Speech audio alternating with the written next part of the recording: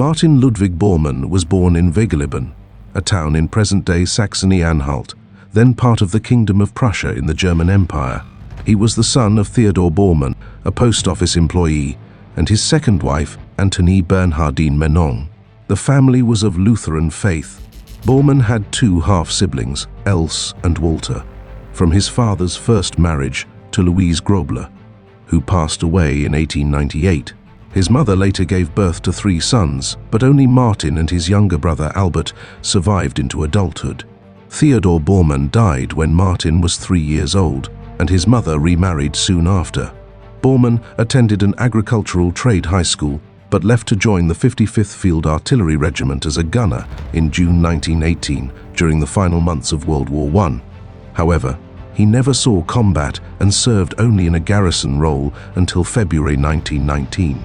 Afterward, he briefly worked at a cattle feed mill before becoming the estate manager of a large farm in Mecklenburg. During this time, he joined an anti-Semitic landowners association. Amid the hyperinflation crisis of the Weimar Republic, food supplies became increasingly valuable, leading many estates, including Bormann's, to host Freikorps paramilitary units for protection. In 1922, he joined the Freikorps led by Gerhard Rossbach, where he served as a section leader and treasurer. On March 17, 1924, Bormann was sentenced to 1 year in prison for his involvement in the murder of Walter Cadeau, a schoolteacher suspected of betraying Freikorps member Albert Leo Schlageter to the French authorities. Schlageter had been conducting sabotage operations in the French-occupied Ruhr and was executed in May 1923. In retaliation, Bormann, along with Rudolf Hoss and others, abducted Cadeau, took him to a remote field, and murdered him. Following a confession from one of the accomplices, the authorities discovered Cadeau's body and pressed charges. After leaving prison, Martin Bormann took a job with Der National Socialist, a weekly newspaper edited by Nazi Party member Hans Severus Ziegler. In 1927, Bormann officially joined the Nazi Party and was assigned as a regional press officer. However, his poor public speaking skills made him unsuited for the role. Instead, he found his true strength in administration and quickly transitioned into the position of business manager for the regional GAU, where his meticulous organizational skills began to shine. By October 1928, Bormann relocated to Munich, taking up a position in the SA insurance office.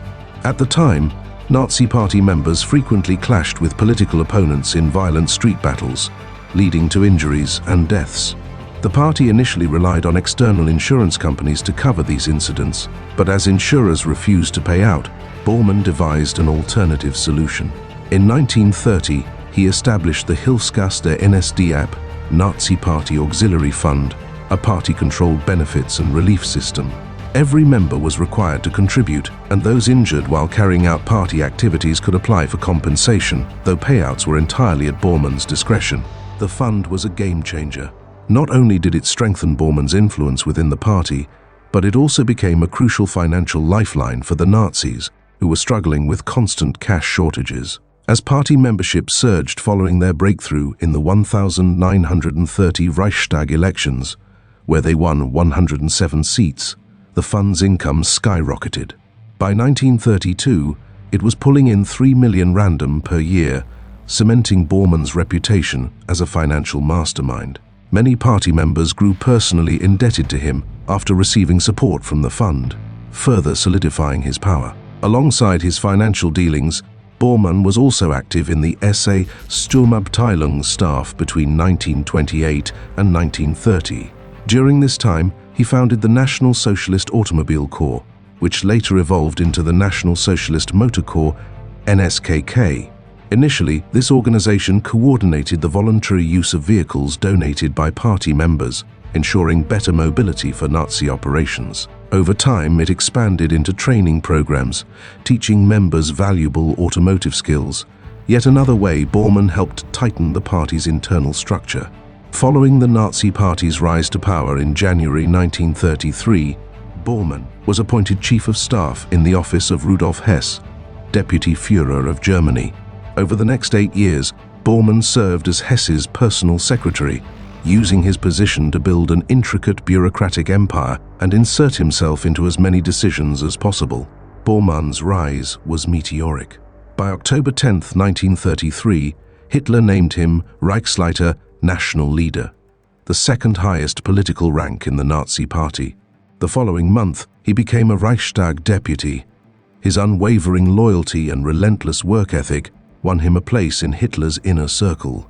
By June 1934, he had become a near constant presence at Hitler's side, briefing him on party matters and controlling access to the Führer. The Berghof and the Eagle's Nest, Bormann's grand designs. In 1935, Hitler entrusted Bormann with the expansion and renovation of the Berghof, the Führer's mountain retreat in Obersalzberg.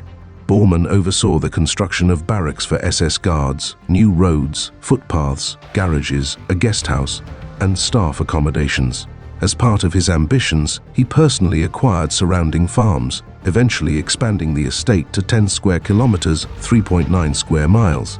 Soon, members of Hitler's inner circle, including Hermann Göring, Albert Speer, and Bormann himself, built their own residences within the compound. Bormann also masterminded the construction of the Kelstein House, better known as the Eagle's Nest, a lavish mountaintop retreat presented as a gift to Hitler on his 50th birthday, April 20, 1939. Though Hitler rarely visited, Bormann frequently took guests there, reveling in the prestige of the exclusive location, the power behind the throne. Bormann's real power lay in his tight control over access to Hitler. By 1936, he managed Hitler's personal finances, including revenue from Mein Kampf and royalties from postage stamps bearing Hitler's image. He established the Adolf Hitler Fund of German trade and industry, securing vast sums from German industrialists, money that was largely funneled to Hitler's personal accounts. His grip extended into politics as well. The Deputy Führer's office, which Bormann effectively ran, controlled civil service appointments, giving him influence over the entire Nazi bureaucracy. By personally vetting appointments, he sidelined Interior Minister Wilhelm Frick and further solidified his dominance within the party. Eliminating rivals, the fall of Rudolf Hess. Hitler thrived on competition and chaos among his subordinates, using rivalry to ensure no single person gained too much power. Bormann, a master of political infighting, steadily neutralized key figures like Joseph Goebbels, Hermann Göring, Heinrich Himmler, Alfred Rosenberg, and even Hess himself.